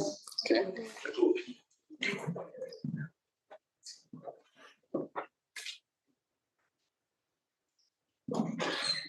Hi, my name is Makhanda, and I'm a master's student at Rhodes. My question is for Prof. So you spoke about how you see water as, well, you emphasize the social aspect more than the economical, but I'm still thinking about the economical perspective of water. And I'm just looking at it from a grassroots level as somebody who experiences water challenges. When water is seen as an economical resource, I feel like that also gives it the right to be privatized. And when water is privatized, that means access is bought. And we know the poverty challenges and other challenges that we face in South Africa. So how do you then think about water as a constitutional right, given that you emphasize the social aspect more? So how do you balance that social economical perspective? Yeah, we'll take three at a time. Okay, good evening. So let me declare that I've implemented water programs in Burundi, Rwanda, Cambodia, Bangladesh. And what I think is maybe perhaps missing in this discussion today is some of the survival strategies of the people in stress conditions and how amazingly they do survive. So I'm just thinking, I mean, I've obviously gone back into memory lane and I'm still wanting to get chunkily into this discussion. But there's one point, and I was like thinking the whole way through as you're all talking about your different perspectives, governance, accountability, we talked about it. I think for our panelists from South Africa, you skirted on the issue of implementation, and I feel we really need to break down implementation. The policies are beautiful, the intelligence, the research, but it's how does it get translated? And those are coming back to management and implementation issues. I really think we need to start building it into the skill set that we're giving the researchers, because you know, I mean, when I first started, and this going back to the late 80s, I'm old, but I mean, I'm still hearing the same debates, and I'm still hearing the same issues. But one of the new risks, which I didn't quite hear come up in this discussion, was the potential and the extent to which water is going to be used as a weapon. And prior to leaving Oxfam, one of the main areas, and this goes back here 15 years, I think, was already, for example, Gaza being one of the prime areas. You know, water was being controlled and water was being, you know, used as a weapon. It was being switched on, switched off, as was electricity. One would like to think that was an exception, but my concern is quite a lot of the, what would I say, potential big investors, I'm being very polite, I think they're greedy people. The potential is, there's some people only investing in water futures, right? And so what I'm wondering is, what is the plan? What is going to start happening with the privatization of water? And I think this whole area about water as a human right, I mean, we're all made up of what percentage of water? 60%, 70% water? More? 90% water? I mean, we are water. We need water for life. We need water for life. If we don't have it, nothing works. And so it's such a multidisciplinary issue. And I wonder, do we have a comprehensive framework through which we're looking at water? Because we're inclined in academia to go into discipline. You were saying your perspective was missing. I'm kind of going humanitarian, war, conflict, how water gets used in that, how women are always disproportionately affected. But also their amazing survival strategies. I remember once talking to a woman in Cambodia, and she said, all your agencies are talking about getting us access to clean water. She said, just give us access to water, we will clean it. So, you know, there's those, the devil is in the detail. But I want to thank all of you. It was amazingly stimulating. You can see I could go on and I could shut up now. I also have the last word in the programme, so I promise I won't talk about the substance.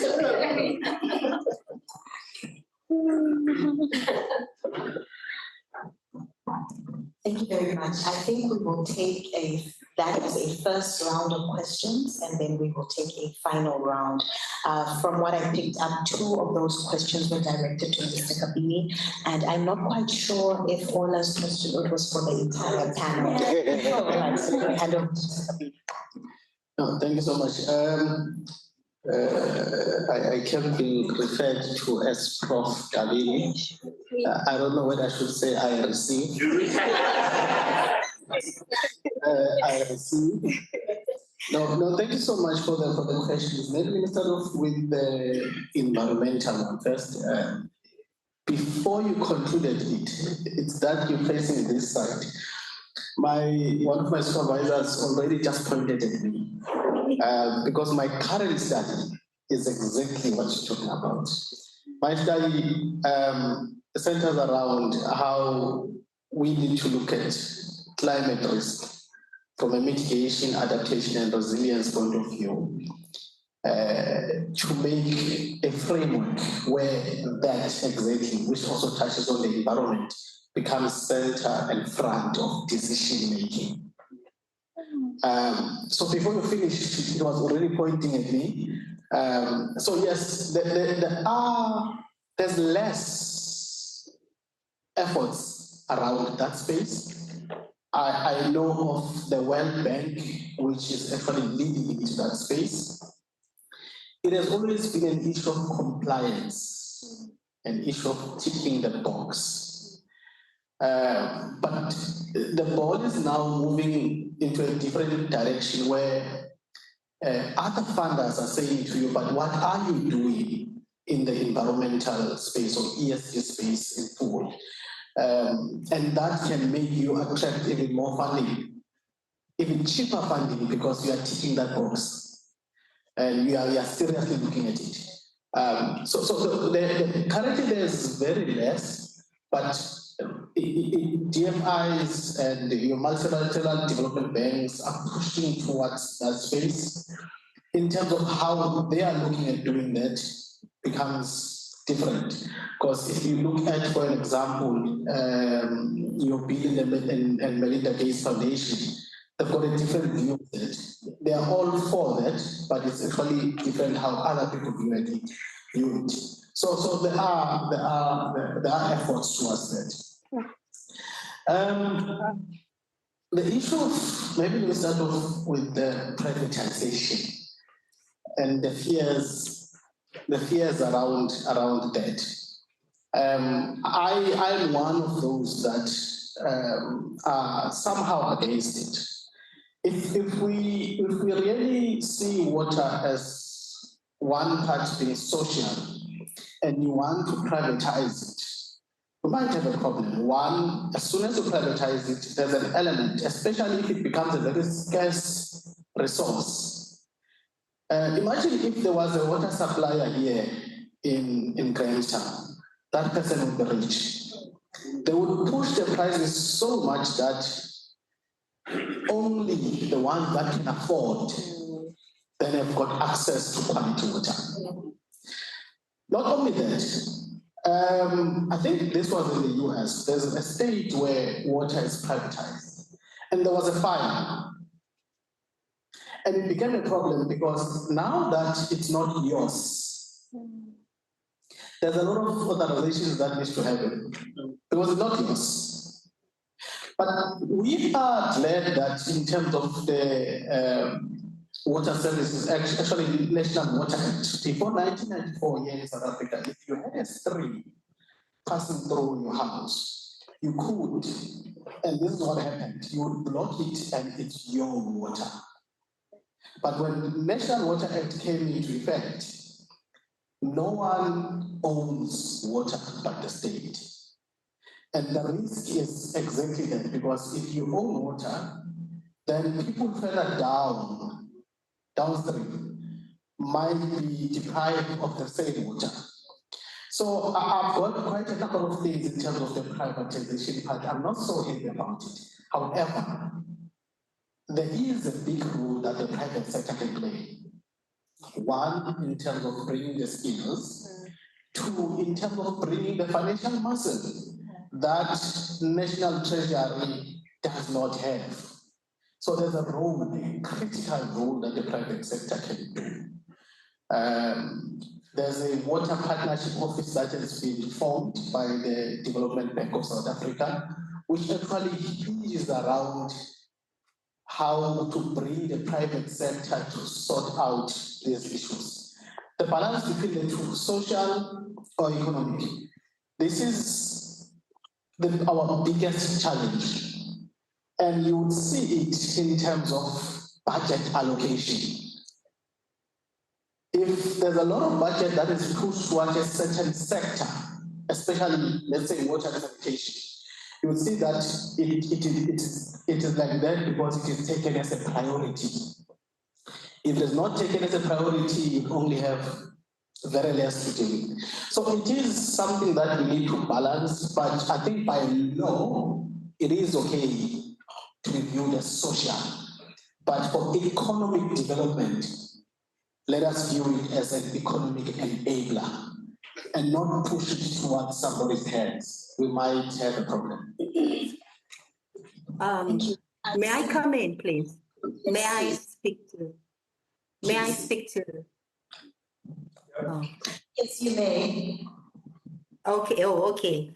Thank you so much. I just wanted to add to those two questions and answers. In terms of the environment, Professor Tshimanga talked about the nexus, which is a major focus right now. And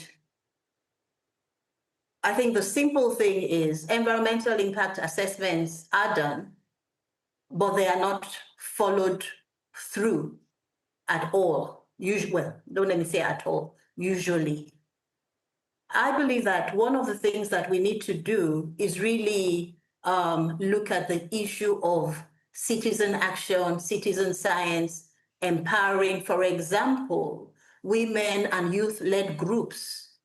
For example, to manage, well, not the word is not manage, and the word is not police, but the riparian buffers, for example, where they understand the importance of it and where institutions empower them, within that framework, so that projects do not neglect the environmental component. There's a good practice in Senegal where the mangroves were actually restored through a project by the women. So I think that's important.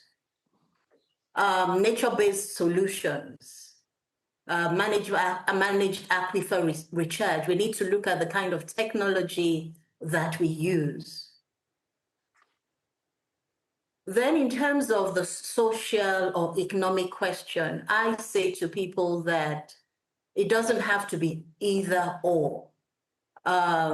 The National Water Resource Strategy and the National Water Act of South Africa, I believe, is one of the most progressive, where it brings them together.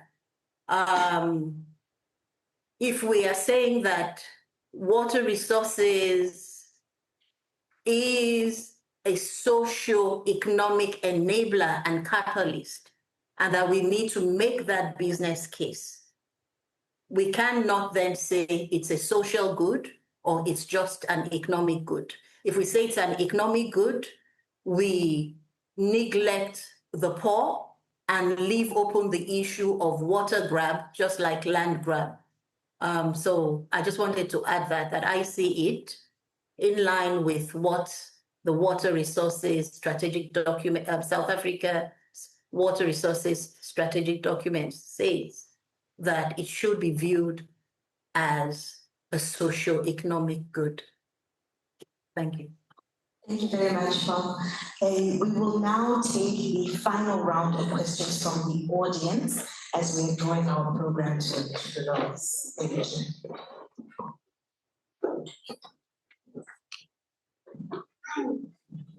Okay, I can't skip your husband.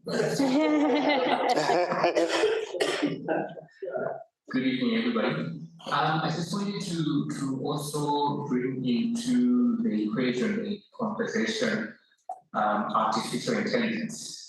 I'm sure we're all aware that that is fast becoming a great water consuming element. Yes, we may not be heavily affected as other continents are, however, it is coming. Secondly, also artificial intelligence could be of use in terms of water management systems. So where is this in this conversation that we're having? I'm not directing that to one person. Thank you.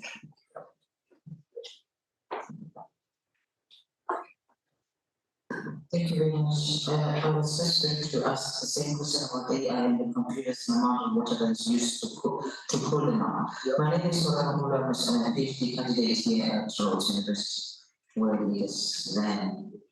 How clean is the water? Where is Congo, DRC, Botswana, Namibia? How clean is the water? I'm talking to the first Prof, who did a lot of work on the Congo River. Just how clean is the water? Number two, how is it possible that we can be having communities, for example, in the Eastern Cape, or most parts of Abuja, or Dakar, Senegal? How is it possible that in the remote places where people have nowhere to go, water is for sale? Just how is that possible? And I want to confirm that by commenting and saying, I agree with Mr. We need to say goodbye to municipality and we need to have our own water supply systems. For the municipalities, the politicians have failed the very same people that claim to be custodians of. Thank you. There's one last one here.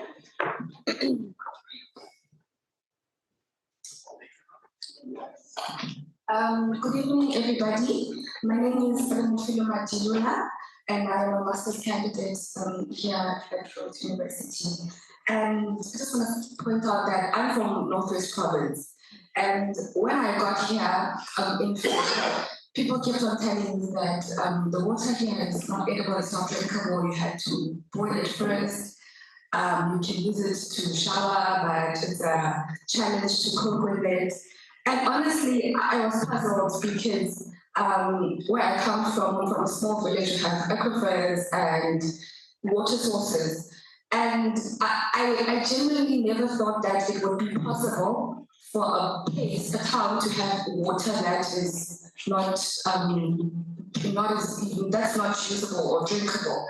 So I just wanted to ask, I heard one of the panelists point out earlier that maybe water service is the problem a water service thing, or is it the water sources? And I've seen quite a few water sources here. So I wanted to bring it home a bit and to say maybe from the institute's point of view, what is the issue really in Makhanda and what is being done? Because I happened to be in the town a few months ago and there was a petition going around where people were trying to fight the water cuts and this water issue. And the lady also pointed out that it has been like over a decade, and the people around have also pointed out that it seems to be getting worse and not better. So just wanted to find out what is the problem and what is being done. Thank you.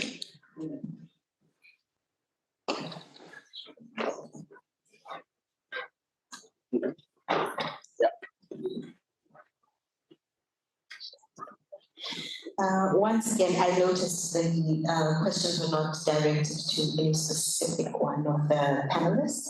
So I will give the panelists the opportunities to volunteer if they would like to address any one of the questions that were raised from the floor. I'd like to comment a bit about the AI question. Is that I think the most efficient thing is to have reverse mentorship, because the knowledge when it comes to AI and how AI works is amongst the youth. So it will be much more appreciated to have the people of the seniority allow the sponsorship when it comes to you to innovate, come with innovative ideas when it comes to artificial intelligence. It could be AI monitoring and so on and so forth. And with the question when it comes to what's happening and what is actually done and the problem with the municipality problem when it comes to water service delivery. I remember one of the first classes that I had with Dr. Matthew in ICM, he showed us a schematic diagram of the processes when it comes to water service delivery. And one of the issues was financing and infrastructure degradation when it comes to the issues that we have in Makhanda. So I think that also lies back to the question as how is water treated? Is it treated necessary as a water service delivery, or is it treated as something of significance or importance? Because water is universally important in each and every sector of our country or world. So with that, there has to be proper structure, which is what ma'am said here, the proper implementations of these programs that we have. I remember one of the classes that we had, we spoke about strategic asset management, because we can't be starting over a framework, failing and go over again, because the most people that get affected by these issues are the people that come from the low-income communities, because we can't afford another strategic framework failing, because it will cost us a lot again. And the most people that have to pay a lot with these consequences are the people that stay in these low-income communities. So I think the questions in summary is that we are struggling with financing and infrastructure, and also meeting proper water service delivery. As I said, a study that was done, it found that there's E. coli in our water. It goes back to why is that the case? Because if it says that the water, when it comes from the plant, it's clean, but it gets to my tap, it's dirty, it signals something about the channels and all of that. And going back to that, colonialism has promoted the proper waters and facilities to be directed in the most well-developed parts of the country. And in instances, the aftermath is that us that are not structured in those parts of the community or town, we don't get the best quality. So we need to remodelize the infrastructure back to proper channels, fix the problem, and come up with a proper framework with people of good expertise, not networking and connections, because we are an institute that comes with proper academic accolades, including me. Yes. Thank you. Online. Oh, no, thanks. Let me start off with the AI. I like how you are putting it when you say reverse mentorship. You're putting it very nice. I've got a 13-year-old daughter, and there's a reverse mentorship when it comes to handling phones and all that. But just to get to the question in terms of where we are and where we are going with AI. So it has been maybe not termed AI, but in the water sector, what AI does has always been there. It's that depending on which municipality, the level of the municipality, who is in charge. For example, in my times at Ekurhuleni, in my time at Johannesburg Water and City of Cape Town, I've always said there's no need for someone to drive to a site to check the level of the reservoir. where we've got telemetry. There's no need for someone to go to a pump station and switch on or switch off a pump station when you've got telemetry that can do it. Now, that telemetry would give you the information. Now, I'm trying to get to where and how this can assist us. One, in terms of data collection, in predicting patterns, so that you can then make informed decisions based on data that is actual data. One, collecting data and managing that data. And therefore, we are then able to, one, modulate, for an example, of a city where you've got varying demand. You can modulate, and that is based on, one, the population at a certain time of the day. I need to run my pump at this speed. All that is part of what the capabilities of AI. And it has been there, it has not been framed as AI, but what we currently have can give us much, much more. Thanks. Thank you. Not wanting to leave Prof. Onabulu online. She has had her hand raised for a while. Over to you, Prof. Okay, thank you very much. I'd like to add to what has been said about AI, particularly because I'm a professor of practice at a center at the University of Johannesburg, which actually, this is the focus in relation to the Nexus. And currently, we're implementing a study for the water, well, it's a project for the Water Research Commission, South Africa, where we're using machine learning for pipe leak detection, to remove that human element. Many of us, you go on the road and you see the water, and that's how it is detected. South Africa has one of the highest non-revenue water indices. I think it's about 40-something%. That's really high. So that's AI, that's machine learning. The same center also uses blockchain technology. And that's one of the areas that we in the water sector need to actually incorporate, because blockchain technology helps to reduce human interference, the issues of mismanagement of funds, the issue of prediction of floods, droughts is also, AI is also being used for that now. However, we need to go further. Are these user-friendly? Are, the women and the youth in communities, are they able to use the flood response mechanisms and translate it into action? I'd like to say one last thing. When we talk about youth involvement, I think that we do not do a typology of youth. We assume that all youth, speak English, speak French, they have formal education.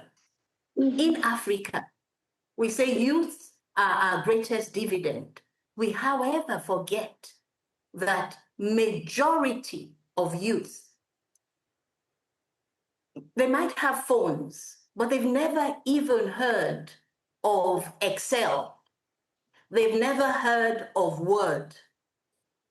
And therefore, they are being left behind in terms of engaging, in terms of digital literacy. And so every opportunity I have, I try to say we need to invest in the digital literacy of the African youth if they are really going to be our greatest dividend. I pass for now. Thank you.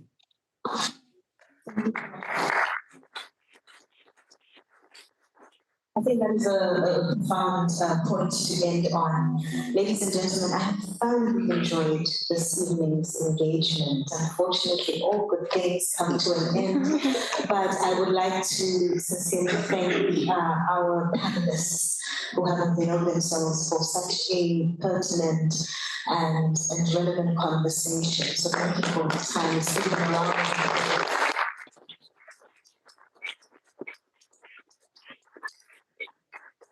Let me also thank the audience for your engagement in our conversation. It would not have been interesting without your inputs and your questions. At this point, ladies and gentlemen, I would like to invite Ms. Orla Quinlan onto the stage as she will deliver the vote of thanks, and we are coming to the end of our program for the evening. Okay, good evening, everyone. I promise I'll keep this shorter than I intended because I think our discussions have been so fascinating. I'm sure you all agree that we could easily sit here and continue to discuss and listen, and I'm sure there's other dimensions we haven't even touched upon yet. But thank you to everybody for such experience and knowledge sharing that we've all participated in this evening. I also want to just thank our two welcomers. I must say there was a wonderful depth in both of your welcomes, and you touched upon a very pertinent contextualization before we got into the thematic discussion today. And I just want to thank you both for your very thoughtful welcomes, very pertinent, and thank you to our VC who hit the thorny issue of what is going on in the country at the moment. And it's a real privilege that in this community, we've been able to come into this space and really, truly appreciate this wonderful diversity of knowledge we've got across the continent, and to be able to be in a safe space to share it.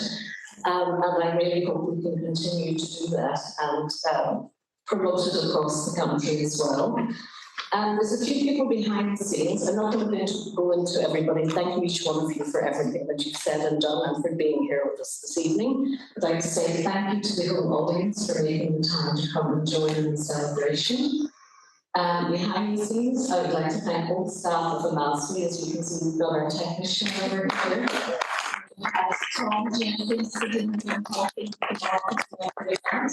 And a gentleman at the back has been helping with some of the logistics, and I don't know who else is behind the scenes, so thank you to everyone at Amazwi.